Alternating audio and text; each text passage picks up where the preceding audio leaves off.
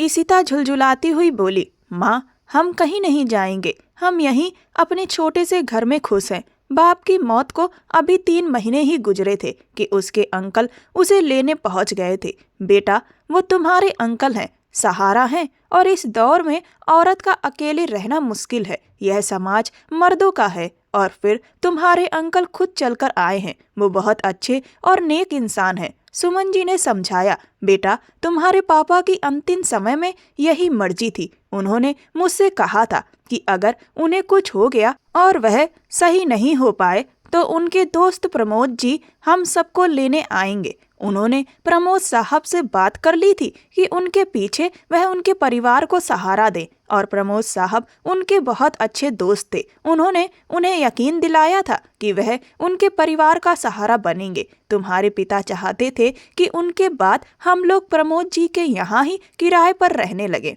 क्योंकि उन्हें प्रमोद जी पर बहुत विश्वास था। उन्हें लगता था कि हम लोग वहाँ सुरक्षित होंगे और वह हमारा ध्यान भी रखेंगे। ऐसे दोस्त बहुत कम लोगों को मिलते हैं, लेकिन तुम्हारे बाबा की किस्मत में ऐसा दोस्त लिखा था।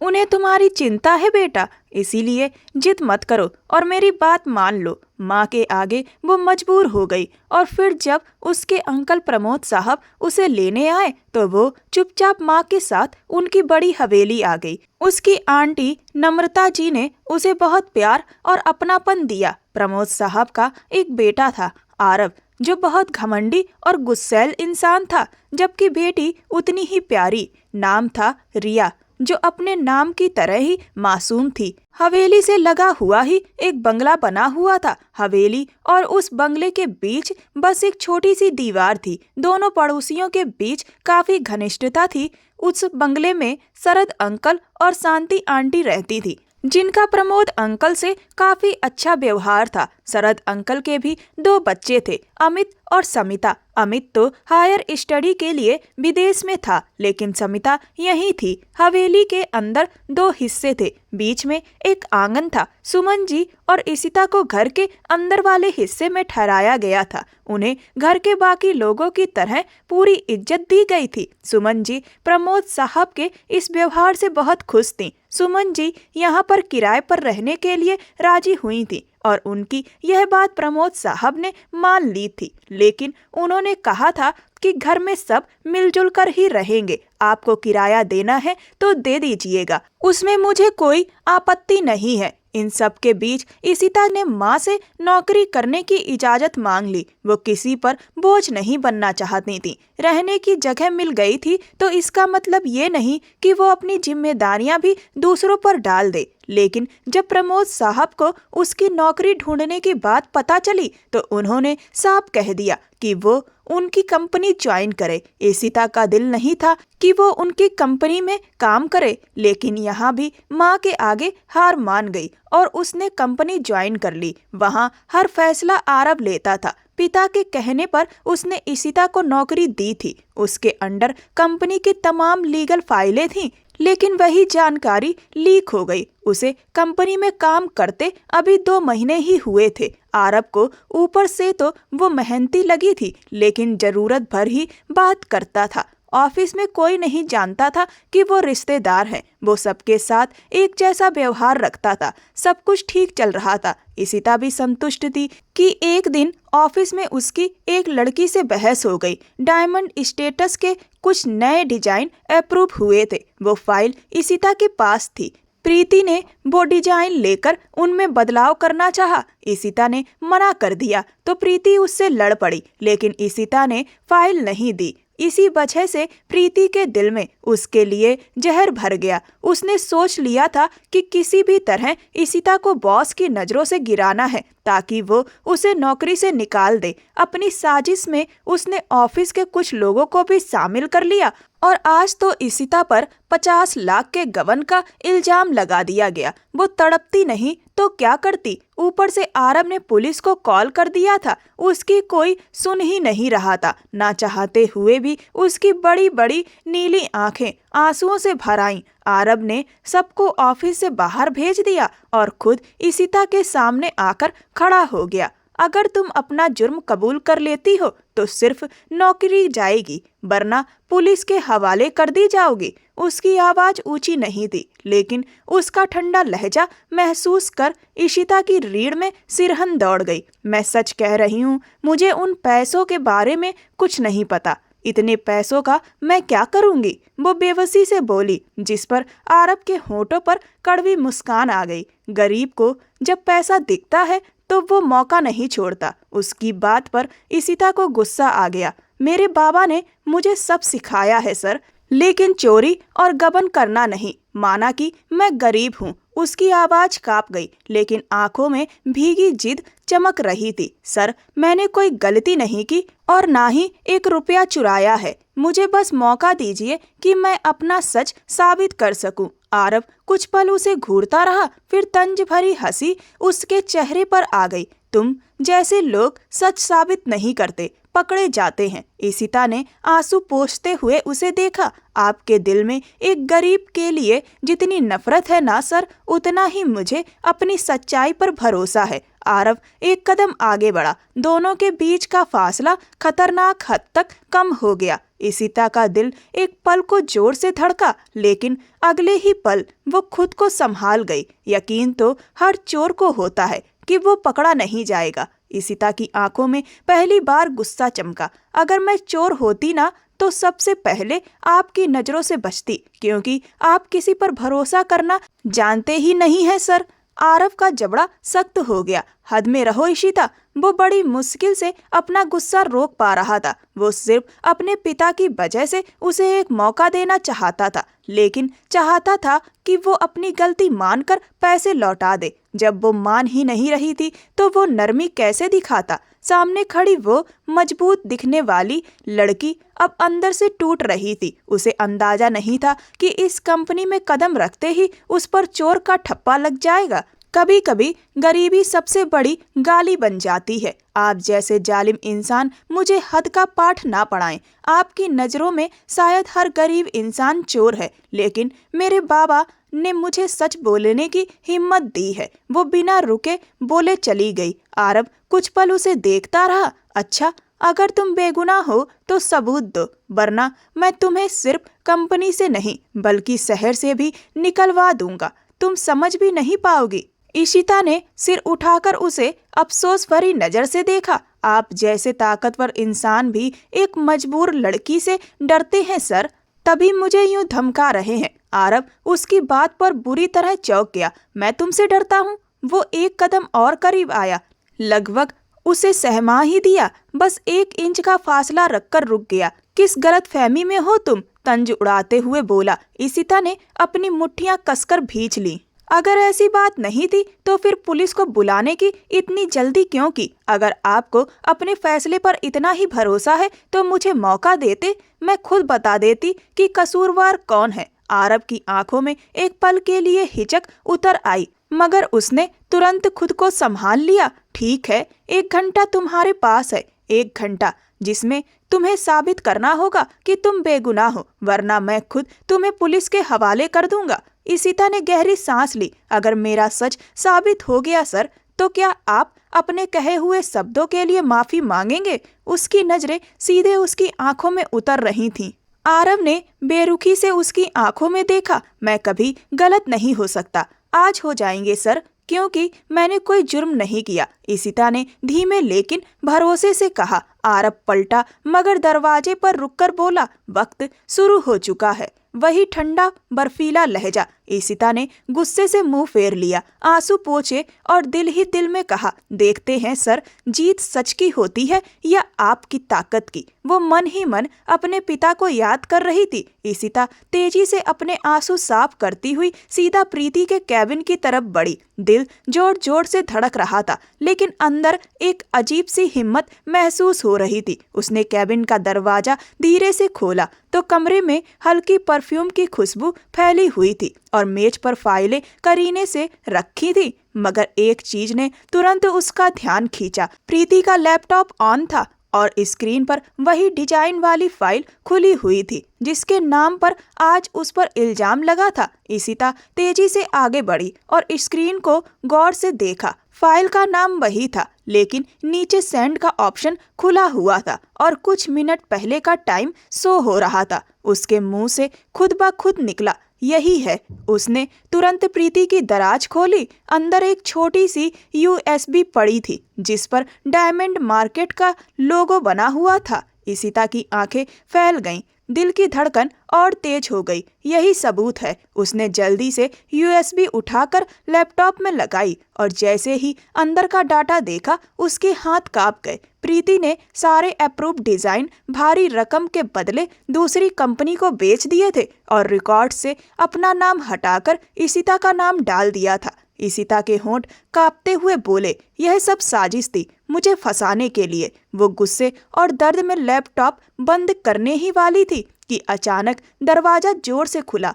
और प्रीति अंदर आ गई। इशिता के हाथ कांप गए मगर वो पीछे नहीं हटी। प्रीति ने उसे देखते ही आंखें तरेरी और जहरीले लहजे में बोली, तुम यहाँ क्या कर रही हो? इशिता ने सीधे उसकी आंखों में देखा। तुम्हारा सच पकड़ रही हूँ। प्रीति के चेहरे का रंग उड़ गया और वो झपटकर लैपटॉप छीनने आगे बढ़ी, लेकिन इशिता ने पूरी ताकत से उसे पीछे धक्का दिया और एक कदम पीछे हटते हुए बोली, हाथ भी मत लगाना वरना मैं अभी चिल्लाकर सबको बुला लूंगी। प्रीति ने दांत पीसते हुए कहा, तुम कुछ नहीं कर सकती। सब यही समझेंगे कि यह सब तुमने किया है। इशिता तीखी हंसी हंस पड़ी। अफसोस, तुमने मुझे कमजोर समझ लिया था। मैं डर जरूर गई थी, लेकिन अब 1 घंटे में तुम्हारा सच सबके सामने आ जाएगा। और हाँ, आरब भी देखेंगे कि असली चोर कौन है। प्रीति का चेहरा गुस्से से लाल हो गया। उसने हाथ उठाया मगर इशिता ने उसका हाथ पकड़कर जोर से झटक दिया। मैं मजबूर जरूर हूँ प्रीति, लेकिन बेबस नहीं। इशिता तेज कदमों से बाहर निकल गई। हाथ में USB थी, दिल में आग और आंखों में वही भरोसा जो कुछ देर पहले आरब के तानों ने छीन लिया था। अब उसके कदम सीधे आरब के कैबिन की तरफ बढ़ रहे थे। फैसला होने वाला था। उसके कदम तेज थे, दिल धड़क रहा था, लेकिन हाथ में पकड़ी USB उसे लगातार हिम्मत दे रही थी। वो सीधे आरब के कैबिन के दरवाजे तक पहुंची। अंदर आरब अकेला था, जैसे खुद से ही जंग लड़ रहा हो। मानो उसका दिल उसे रोक रहा हो कि शायद फैसला जल्दबाजी में लिया गया है। उसी पल दरवाजा जोर से खुला। आरब ने चौंक कर गुस्से से सिर उठाया। तुम वक्त खत्म होने से पहले क्यों आ गई? इशिता ने बिना रुके USB उसकी मेज पर रख दी और तेज आवाज में बोली, क्योंकि सच को 1 घंटा नहीं 1 मिनट भी काफी होता है सर। आरब हैरानी से उसे देखता रह गया। इशिता ने लैपटॉप उसकी तरफ घुमाया और वो फाइल खोल दी जिसमें प्रीति का नाम हटाकर उसका नाम डाला गया था। आरब का रंग बदल गया, आंखों में अविश्वास उतर आया। यह क्या बकवास है? इशिता ने गुस्से से कहा। बकवास नहीं सर, सच है। 50 लाख के लिए आप खुद देख लीजिए। आपकी कंपनी के डिजाइन किसने बेचे और किसे बदनाम किया? आरब आगे झुका, स्क्रीन पर नजर गाड़ दी। उसका जबड़ा सख्त हो गया, सांसें भारी होने लगी। यह कैसे हो सकता है? वो खुद से बुदबुदाया। इशिता के चेहरे पर तंज भरी मुस्कान उभरी जिसे उसने छुपाने की कोशिश भी नहीं की। सर, यह सब तब मुमकिन होता है जब बॉस अपने लोगों पर भरोसा करने की बजाय उन्हें शक की नजर से देखने लगते हैं। आरब का गुस्सा एक पल में उस पर पलट आया। तुम मुझ पर इल्जाम लगा रही हो? इशिता एक कदम आगे बढ़ी। नहीं सर, मैं आपको हकीकत बता रही हूँ। मुझे चोर कहने में आपको 1 सेकंड नहीं लगाता। अब उसी रफ्तार से प्रीति को पकड़िए, क्योंकि सबूत मेरे हाथ में है। आरब कुछ पल उसे देखता रहा, फिर धीरे से खड़ा हुआ और उसकी तरफ बढ़ा। आरब ने धीमी आवाज में कहा, अगर तुम वाकई बेगुनाह हो तो मैं तुमसे माफी मांगूंगा। इशिता की पलकें भर आईं। उसने सिर उठाकर उसे देखा। माफी नहीं सर, मुझे इंसाफ चाहिए। आरब की आंखों में पहली बार हार की झलक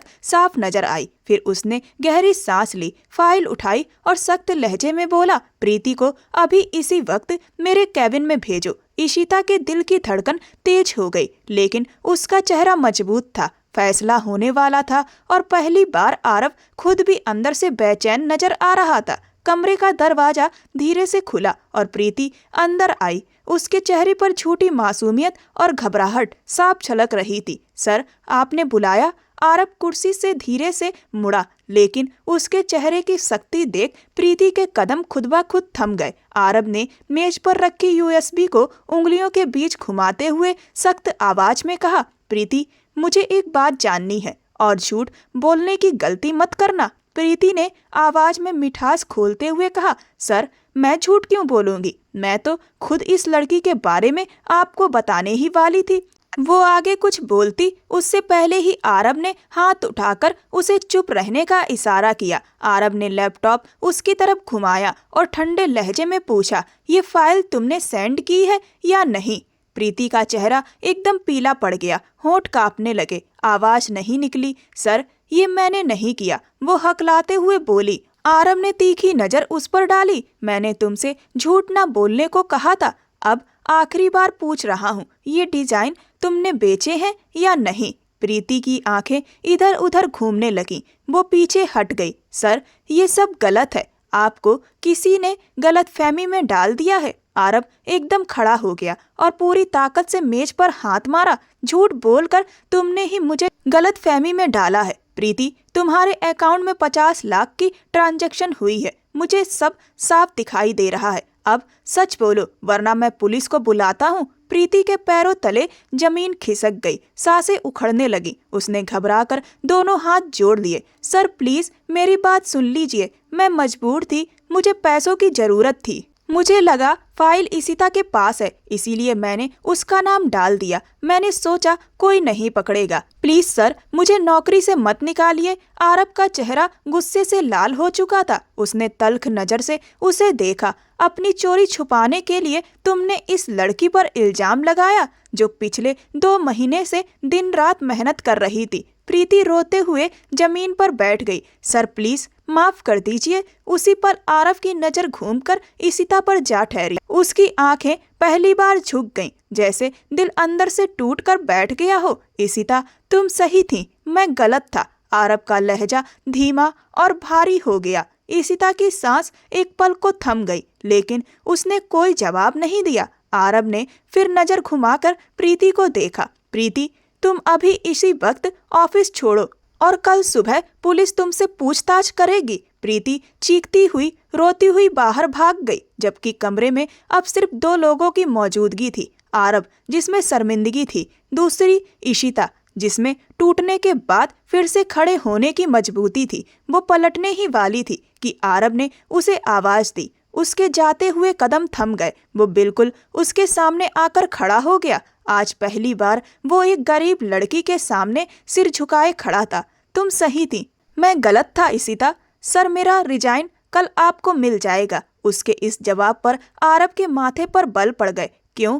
वजह आप अच्छे से जानते हैं। मैं ऐसी जगह काम नहीं कर सकती जहां मेरी गरीबी को मेरे लिए गाली बना दिया जाए। उसका लहजा सख्त और साफ था। आरब ने अफसोस से सिर हिलाया। मैं अपने शब्द वापस ले चुका हूँ। अब बात को इतना क्यों बढ़ा रही हो? वो अपने स्वभाव के बिल्कुल उलट नरमी से बोला। आपके शब्द वापस लेने से जो मेरी इज्जत खराब हुई है, क्या वो भी वापस आ जाएगी? आपने मुझे मेरी ही नजरों में गिरा दिया है, और जहाँ मेरे साथ इतना बुरा बर्ताव किया जाए वहाँ मैं 1 मिनट भी नहीं रुकूंगी। इशिता गुस्से में बोलती हुई वहां से बाहर निकल गई, जबकि आरब को अपनी जल्दबाजी और घमंडी फैसले पर शिद्दत से अफसोस हो रहा था। इशिता, मुझे बताओ भी तो सही बेटा, क्या हुआ है? जब से आई हो बस रोए जा रही हो। क्या किसी ने कुछ कहा है? ऑफिस में कोई बात हुई है? सुमन जी उसे यूं टूट कर रोते देख परेशान हो गई थी। ऑफिस से आने के बाद से ही वो बिस्तर पर औंधे मुंह पड़ी रोए जा रही थी। उसने माँ से एक शब्द भी नहीं कहा था। जो कुछ भी आज उसके साथ हुआ था वो माँ को बताकर उन्हें और दुख नहीं देना चाहती थी, लेकिन इस तरह चुप रहकर रोना भी तो माँ को परेशान कर ही रहा था। इसीलिए वो फौरन उठी और सुमन जी के गले लग गई। कुछ नहीं माँ, आज बाबा की बहुत याद आ रही थी। काश वो जिंदा होते। उसकी बात सुनकर सुमन जी की आंखें भर आईं। उन्होंने गहरी सांस ली और उसे सीने से लगा लिया। बेटा, उनकी उम्र इतनी ही थी। हर किसी को अपने तय वक्त पर जाना होता है और देखो इस दुनिया में कितने ही छोटे बच्चे हैं जिनके पिता बचपन में ही गुजर जाते हैं। तुम तो फिर भी खुशनसीब हो, तुम्हारे बाबा तुम्हें पढ़ा लिखा कर अपने पैरों पर खड़ा करके गए हैं। अब बस तुम्हारे लिए जल्द कोई अच्छा रिश्ता मिले, तुम्हें अपना घर मिले और मैं चैन से इस दुनिया से विदा हो सकूं। माँ की बातें सुनकर इशिता और ज्यादा उदास हो गई। प्लीज माँ, ऐसी बातें मत किया करो, मैं आपके बिना नहीं रह सकती। वो भावुक होकर माँ के हाथ चूमती हुई उनके गले से लग गई। सुमन जी हल्की मुस्कान के साथ उसके सिर पर हाथ फेरने लगी। अच्छा छोड़ो इन बातों को, उठो फ्रेश हो जाओ, मैं खाना लगाती हूँ, फिर दोनों साथ में खाना खाएंगे। वो बिना कुछ कहे उठी और बाथरूम की तरफ चली गई। अपने दिमाग से आज के सारे वाक्यों को निकालने की कोशिश करती हुई रात को वो गार्डन में टहल रही थी। तभी उसे अकेला देखकर आरव उसके पास चला आया। किसी की मौजूदगी महसूस होते ही इशिता ने पलट कर देखा तो आरव उसके बेहद करीब खड़ा था। इशिता उसे असहज नजरों से देखते हुए अंदर की तरफ बढ़ने लगी कि आरव ने उसे धीमे से पुकारा, इशिता तुम बात को ऐसे खत्म नहीं कर सकती। फिर वही बात। इशिता ने दांत भींचते हुए उसकी तरफ देखा। प्लीज आप इस बात को यहीं खत्म कर दीजिए। मैंने माँ से कुछ नहीं कहा है, वरना वो बहुत दुखी हो जाती। लेकिन मैं अब आपके ऑफिस में काम नहीं कर सकती। मैंने 1-2 जगह अप्लाई भी कर दिया है। क्या पागल हो गई हो तुम? अचानक आरव को गुस्सा आ गया और उसने उसकी कलाई कसकर पकड़ ली। इशिता ने हैरानी और डर से उसे देखा और अपनी कलाई छुड़ाने की कोशिश की। आरव ने खुद पर बड़ी मुश्किल से काबू पाया और उसकी कलाई छोड़ दी। तुम किसी और कंपनी में काम नहीं करोगी हमारी कंपनी के अलावा, समझी तुम? वो बेहद गुस्से में उससे बोला। आप मुझ पर इस तरह हक नहीं जता सकते। इशिता बिखरी हुई आवाज में बोली। अच्छा फिर कैसे हक जताऊं? वो थोड़ा और उसके करीब आया तो इशिता की धड़कनें तेज हो गईं। उसने खुद को संभालते हुए वहां से अंदर जाना ही ठीक समझा। वो आदमी उस पर बेवजह दबाव डाल रहा था। इशिता का मन हुआ कि उसका मुंह तोड़ दे। आखिर वो होता कौन था उस पर रौब जमाने वाला? गुस्से में मुंह बनाती हुई वो सोने के लिए लेट गई। वहीं दूसरी तरफ आरव का दिमाग गुस्से से उबल रहा था। आखिर वो उसे मना कैसे कर सकती थी? पहली बार कोई उसे टक्कर देने वाला मिला था, वो भी एक आम सी लड़की, और वो महसूस कर रहा था कि उसकी हर बात उस पर असर कर रही है। वो बेचैनी में अपने बालों में हाथ फेरता रह गया। सुबह रोज की तरह सब अपने अपने कामों में लग गए थे कि तभी अचानक पड़ोस वाले बंगले के दरवाजे से अंदर आती एक शख्सियत को देख सब हैरान रह गए। अरे अमित बेटा, तुम ऐसे अचानक? शांति जी बेटे को देखकर खुशी से खिल उठी और दूसरी तरफ बाउंड्री के इस पार रिया का दिल उस शख्स पर आकर ठहर गया। ठहरा तो बहुत पहले से था, लेकिन आज उसे सामने देखकर वो हल्का सा शर्मा गई। अमित सबसे बारी बारी से मिला और फिर रिया की तरफ मुड़कर बोला, कैसी हो? वो उसे देखते हुए हल्की मुस्कान दे गया। जी ठीक हूँ, वो भी बहुत धीमे से बोली, जबकि समिता को ये सब देखना बिल्कुल अच्छा नहीं लगा। अमित मेरे साथ आओ ना, कब से अपने भाई का इंतजार कर रही थी। वह अमित का हाथ पकड़ के उसे बंगले के अंदर ले गई। अमित समिता से 2 साल छोटा था। समिता आरव से 1 साल छोटी थी और रिया उन सब में सबसे छोटी थी। उसकी उम्र अभी सिर्फ 19 साल थी। आरव और उसके बीच 8 साल का फर्क था और अब इशिता भी उस घर में मौजूद थी। समिता आरव को पसंद करती थी और आरव का इरादा अभी शादी का था ही नहीं और समिता उसकी खातिर हर रिश्ता ठुकराती जा रही थी। 26 साल की हो गई थी, लेकिन अभी तक कहीं उसका दिल नहीं लगा था। वह इंतजार में थी कि कब आरव शादी के लिए घरवालों को राजी करे, मगर बात अब उल्टी होने वाली थी। क्या बात है इशिता, आज ऑफिस नहीं जाना क्या? सुमन जी ने बेटी को मोबाइल में खोया देखा तो पूछ लिया। नहीं माँ, आज ऑफिस से छुट्टी है। वे लोग सुबह का नाश्ता तो रोज साथ ही करते थे, मगर दिन के खाने में इशिता घर पर नहीं होती थी। रात का खाना खास तौर पर इशिता के लिए सुमन जी खुद बनाती थी। तबीयत ठीक है ना बेटा? सुमन जी ने प्यार से पूछा। इशिता कुछ कहती उससे पहले ही आरव की आवाज आई, जिससे दोनों चौंक गए। इशिता चाय का कप हाथ में लिए खड़ी रह गई, मगर माँ के सामने कुछ कह ना सकी। जाओ बेटा, देर हो रही होगी, आरव के साथ ही चली जाओ। सुमन जी ने सलाह दी। मैं इंतजार कर रहा हूँ, आरव ने भी तुरंत जवाब दिया और कार पोर्च की तरफ बढ़ गया। मजबूर होकर ईशिता को तैयार होकर आरव के साथ ऑफिस जाना पड़ा। मिस्टर आरव, ये खुली ब्लैकमेलिंग है। कुछ देर बाद वह गुस्से भरे लहजे में बोली तो आरव के होठों पर जहरीली मुस्कान आ गई। जो समझना है समझ लो। वह उसे मीठी नजरों से देखता हुआ फिर से गाड़ी की स्क्रीन पर ध्यान देने लगा। आप मुझ पर रौब जमाना बंद कीजिए, वह गुस्से से बोली। तभी गाड़ी ऑफिस की बिल्डिंग में दाखिल हो चुकी थी। अगर मैं हमेशा के लिए यहाँ काम करने का परमिट ले लूँ तो। लिफ्ट में पहुँचते ही आरव की बात सुनकर वह झटके से उसकी तरफ मुड़ी। क्या मतलब है इसका? वह सच में मासूम थी या बस बनने की कोशिश कर रही थी? आरव समझ नहीं पाया। तभी लिफ्ट रुकी और एक आदमी तेजी से अंदर घुसा, जो पूरी तरह ईशिता से टकरा गया। ईशिता पीछे खड़े आरव से जा लगी। आरव ने फौरन उसे गिरने से संभाल लिया। Sorry sir, sorry ma'am. वह आदमी आरव को पहचानता था। आखिर वह यहीं का कर्मचारी था और आरव बॉस था। ऊपर से उसके साथ खड़ी लेडी, मतलब कोई खास शख्स। आरव गुस्से से उस आदमी की तरफ बढ़ा ही था कि ईशिता ने उसकी कलाई पकड़कर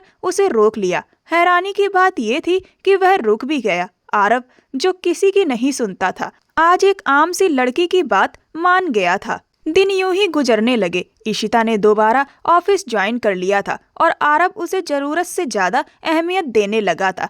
कहीं न कहीं वह आरव को अच्छी लगने लगी थी और जब नम्रता जी ने उससे शादी की बात छेड़ी तो उसने अपनी माँ से साफ कह दिया कि उसे ईशिता अपनी लाइफ पार्टनर के रूप में पसंद है। मगर नम्रता जी ने उसके ख्याल को सिरे से खारिज कर दिया और उसे साफ शब्दों में समझाया कि समिता कब से उसके इंतजार में बैठी है और तुम्हारी बहन रिया और अमित एक दूसरे को पसंद करते हैं। ऐसे में अगर तुमने अब समिता से शादी से इनकार किया तो तुम्हारी आंटी शांति जी रिया और अमित का रिश्ता भी आगे नहीं बढ़ने देगी। मम्मा, ये क्या बात हुई? मुझे ईशिता पसंद है। समिता मेरे लिए पड़ोसी जैसी है। मैंने उसके बारे में कभी ऐसा नहीं सोचा। मैं उससे शादी कैसे कर सकता हूँ? आरव ने परेशान होकर कहा। बेटा, तुमने नहीं सोचा, लेकिन वह तो इसी इंतजार में है कि कब तुम शादी के लिए हाँ कहो और तुम्हारा चुनाव उसी पर जाकर रुके। नम्रता जी ने भारी मन से कहा,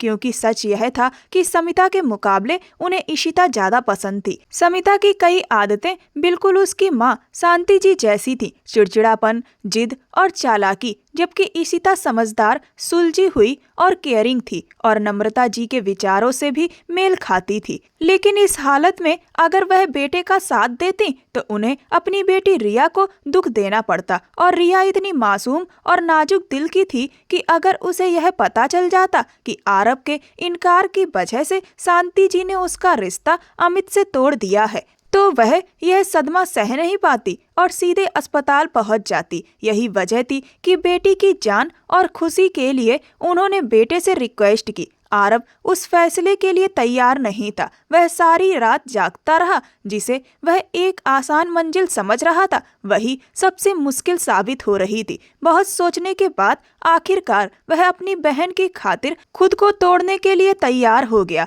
रिया बचपन से ही कमजोर दिल की थी और एक दिन अचानक चक्कर खाकर गिर पड़ी थी। अस्पताल ले जाने पर डॉक्टर ने साफ कह दिया था कि उसके दिल की हालत नाजुक है और कोई भी सदमा या ऊंची आवाज उसके लिए जानलेवा हो सकती है। डॉक्टर ने सख्त हिदायत दी थी कि उसे हमेशा खुश रखा जाए और उसकी बातों के खिलाफ ना जाया जाए। आज उसी डर की वजह से आरव ने अपने दिल को मारकर समिता से शादी के लिए हाँ कह दी। यह फैसला उसने अपनी बहन की खुशी के लिए नहीं बल्कि उसकी जिंदगी के लिए लिया था। जैसे ही आरव ने रिश्ते की हामी भरी, घर में खुशी की लहर दौड़ गई। एक तरफ रिया और अमित की शादी तय हो गई और दूसरी तरफ आरव और समिता की शादी भी तय कर दी गई। हालांकि आरव फिलहाल सिर्फ सगाई के लिए राजी हुआ था। शादी के मूड में वह बिल्कुल नहीं था। लेकिन समिता इस बात से ही खुश थी कि आखिरकार वह हमेशा के लिए आरव को पा लेगी। उसके लिए सगाई का होना ही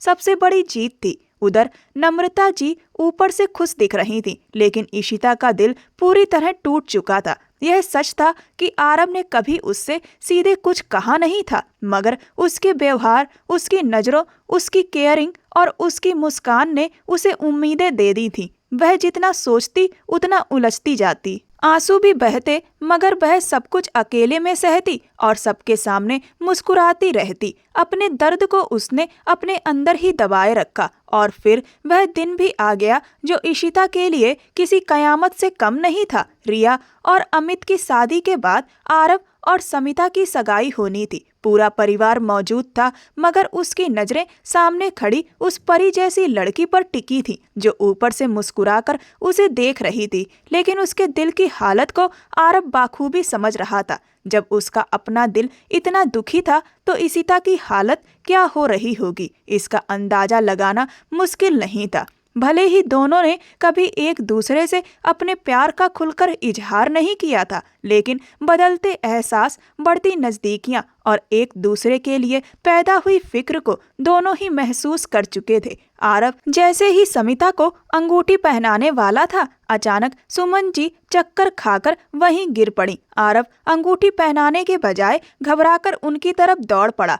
पल भर में वहां अफरा तफरी मच गई। इशिता का रो रो कर बुरा हाल था। उसकी जिंदगी में माँ के अलावा कोई अपना नहीं था और आज वही इस हालत में थी। आरब सुमन जी को उठाकर बाहर की तरफ भागा। प्रमोद साहब और इशिता भी उसके साथ थे, जबकि बाकी लोग वहीं खड़े थे। मम्मा, ये सब अचानक कैसे हो गया? आज ही ये सब होना था, समिता ने दांत पीसते हुए कहा, जबकि शांति जी को भी यह पूरा माजरा बिल्कुल अच्छा नहीं लग रहा था। एक तरफ रिया और अमित की शादी हो चुकी थी और दूसरी तरफ आरब और समिता की सगाई इसी वजह से तय हुई थी। शांति जी का दिमाग तरह तरह की बातें सोच रहा था कि कहीं आरब ने जानबूझकर पहले बहन की शादी कराकर अपना मामला बाद में तो नहीं रखा। उस वक्त तीनों अस्पताल के कॉरिडोर में बैठे थे। घड़ी के टिक टिक के साथ सबकी सांसें अटकी हुई थी। सुमन जी आईसीयू में थी। प्रमोद साहब ने रोती हुई इशिता को अपने गले से लगाया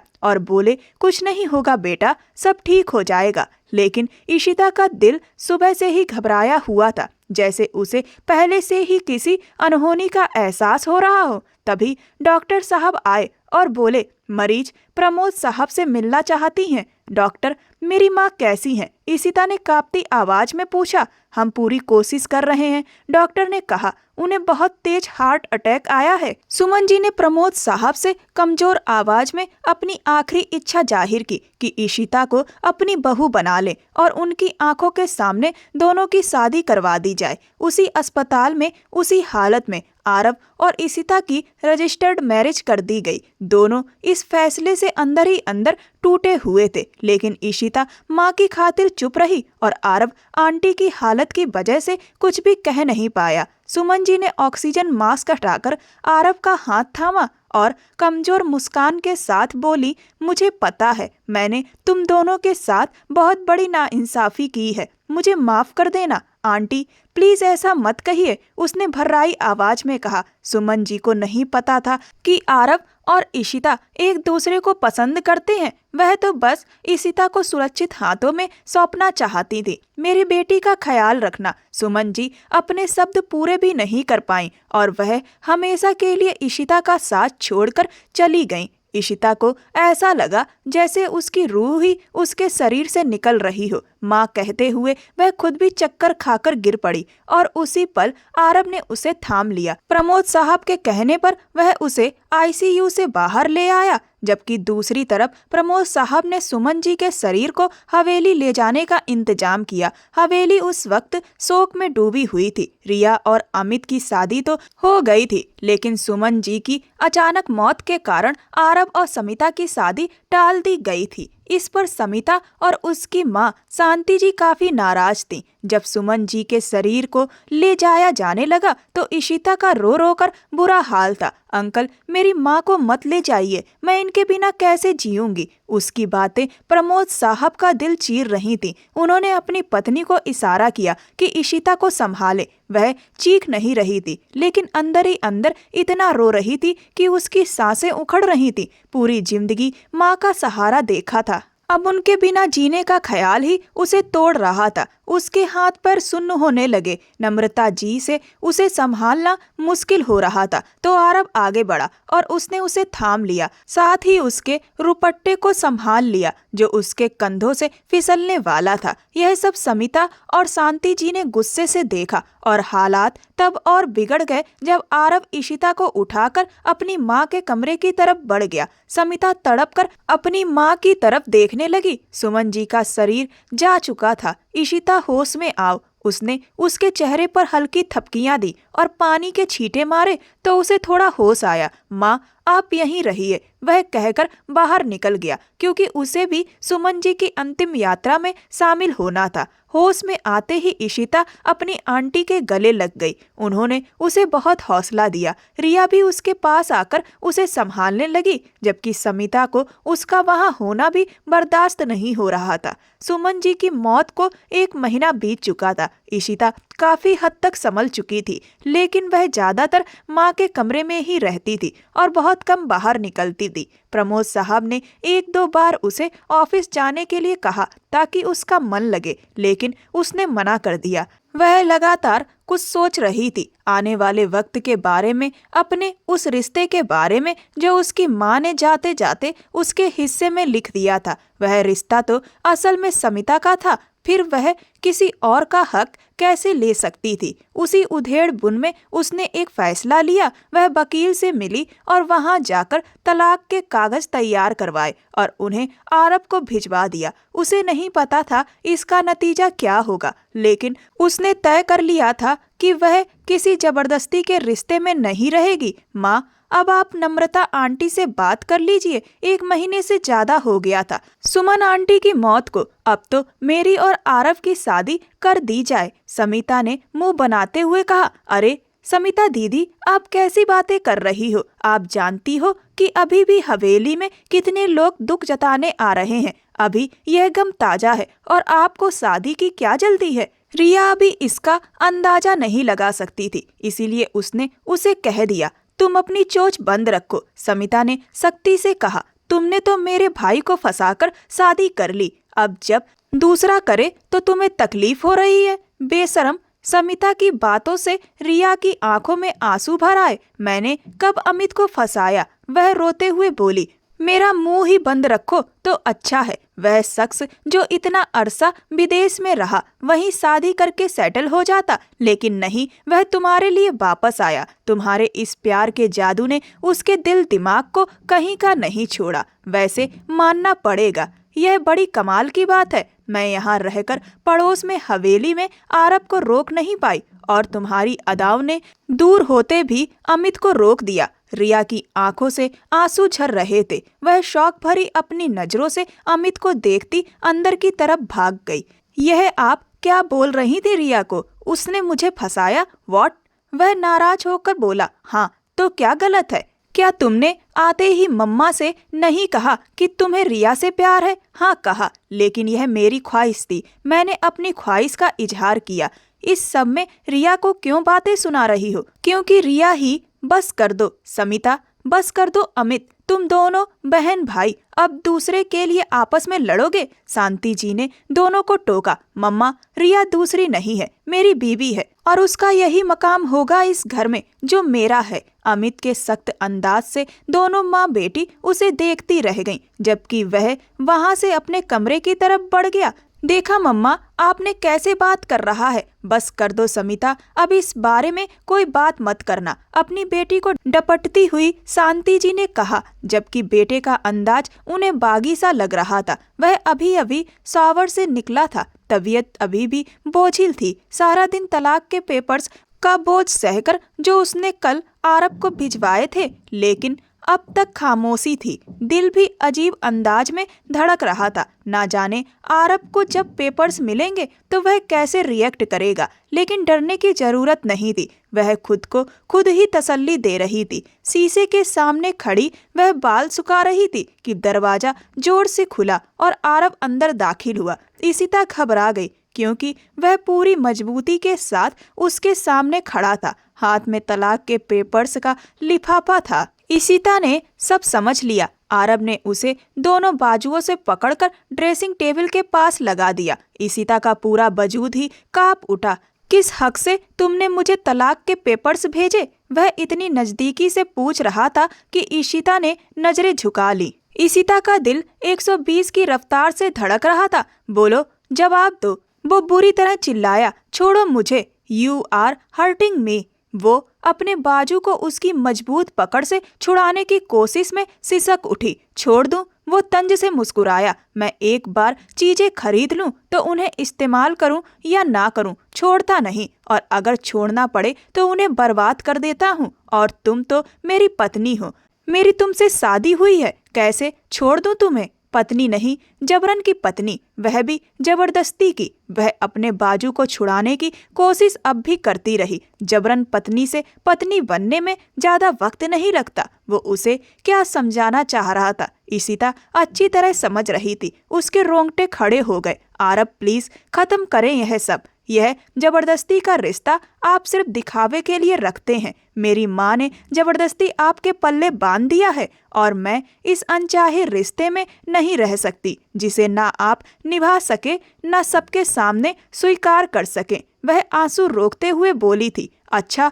तो तुम्हें लगता है कि ना मैं रिश्ता निभा सकता हूँ और ना सबके सामने स्वीकार कर सकता हूँ? आरब का गुस्सा और भड़क गया। तो सुनो, कल सुबह मैं हमारी शादी सबको बता दूंगा और सबके सामने स्वीकार भी करूंगा। आप ऐसा कुछ नहीं करेंगे। वह घबरा गई थी। वह जानती थी कि समिता से रिश्ता परिवार की खुशियों की गारंटी था। अगर उनकी शादी ना तय हुई होती तो वह ऐसा कभी ना सोचती। पर इतने समय में उसे इतना समझ आ गया था कि शांति जी और समिता कभी भी उनकी शादी को टिकने नहीं देंगी। अगर आरब और समिता का रिश्ता तय हुआ था तभी उसने आरब से अलग होने का सोचा था। लेकिन आरब तो उल्टा ही खेल खेल रहा था। वह कांप रही थी, आंखों में बेइंतहा डर भर गया। आप मेरे साथ यूं जबरदस्ती नहीं करेंगे आरब, वह उसे समझाने लगी। यह जरूरी है जान, वरना मुमकिन है कि अगली बार तुम अलग होने के कागजों पर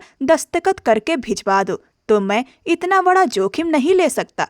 दूसरी तरफ प्लीज रोना तो बंद करो। क्या तुम्हें मुझ पर यकीन नहीं है रिया? वह लगातार रोए जा रही थी और अमित उसे चुप कराने की कोशिश कर रहा था। वह टिश्यू पर टिश्यू इस्तेमाल करके पास रखे डस्टबिन में फेंकती जा रही थी। मुझे यकीन नहीं हो रहा, मुझ पर समिता दीदी ने इल्जाम लगा दिया कि मैंने आपको अपने प्यार के जाल में फंसाया है। सोचिए मुझे कितना बुरा लगा। वह सिसकते हुए अमित को दिल के बहुत करीब महसूस कर रही थी। अच्छा बस करो, यह मगरमच्छ के आंसू बंद करो। वह उसे हंसाने की कोशिश में बोला तो वह एक बार फिर रो पड़ी। मगरमच्छ के आंसू कहते ही वह रोते रोते एकदम सीधी हो गई, जैसे लड़ने को तैयार हो। तभी अमित ने उसे खींचकर अपने गले से लगा लिया और वह मुस्कुरा दी। सुबह का सूरज हवेली में सुकून की खबर लाएगा या तूफान, यह तो वक्त ही तय करेगा। यह क्या कह रहे हो तुम? होश में हो? अचानक जब आरब ने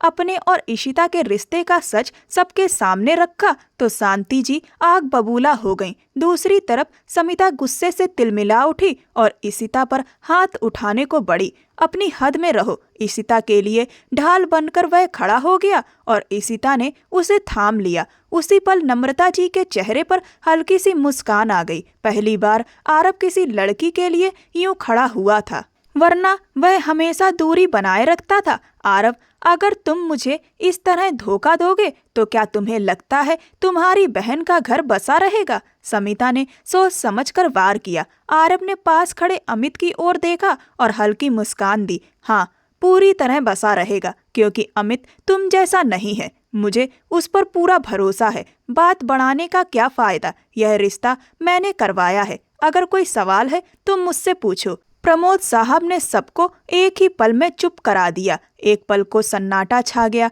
सुमन जी जिंदगी और मौत से जूझ रही थी। मैं कैसे मना करता? समिता के पिताजी को प्रमोद जी ने समझाया। बोले, आपने सुमन जी की हालत देखी थी ना? क्या उसकी बेटी को इस दुनिया की ठोकरों के लिए छोड़ देता?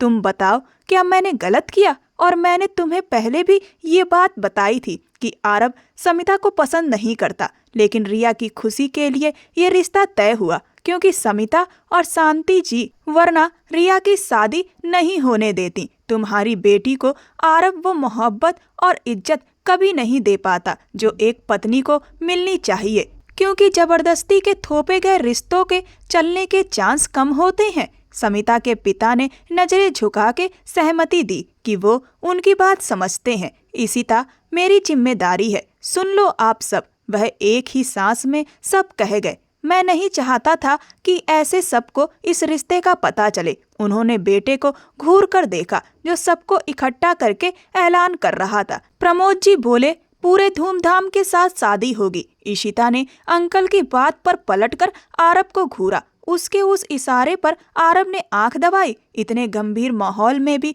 उसे शरारत सूझ रही थी। इशिता ने अफसोस से सिर हिलाया और फिर रजामंदी से अगले हफ्ते शादी की तारीख रख दी गई। अब बोलो, कर लिया ना सबके सामने स्वीकार। सबके जाने के बाद वह उसके सामने खड़ा गहरी नजरों से देखते हुए बोला। उसकी आंखों में हल्की नमी चमक गई। वह मुड़ी ही थी कि आरव ने उसकी कलाई पकड़कर उसे वापस अपनी तरफ खींच लिया। वह उसकी इस अचानक हरकत पर हक्की बक्की रह गई। रात से वह उसके बदले हुए अंदाज देख रही थी, जिन्हें हम बहुत शरीफ समझते हैं, असल में वही सबसे ज्यादा शरारती होते हैं। अगले हफ्ते धूमधाम से दोनों की शादी हुई। आरव ने समिता से माफी मांगी कि उसकी वजह से उसका दिल दुखा। उसने कहा, तुम्हें जरूर कोई ऐसा मिलेगा जिसके साथ तुम खुश रहोगी। आज इशिता और आरव का रिश्ता सबके सामने आ चुका था। दोनों प्रेम की डगर पे आगे बढ़ चुके थे एक दूसरे के साथ। दोस्तों, रिश्ते जबरदस्ती नहीं जोड़े जाने चाहिए, क्योंकि मोहब्बत जबरदस्ती नहीं करवाई जा सकती है। ये तो खुद से जागने वाला एहसास है। आपका इस कहानी के बारे में क्या कहना है? मुझे कमेंट सेक्शन में कमेंट करके जरूर बताएं।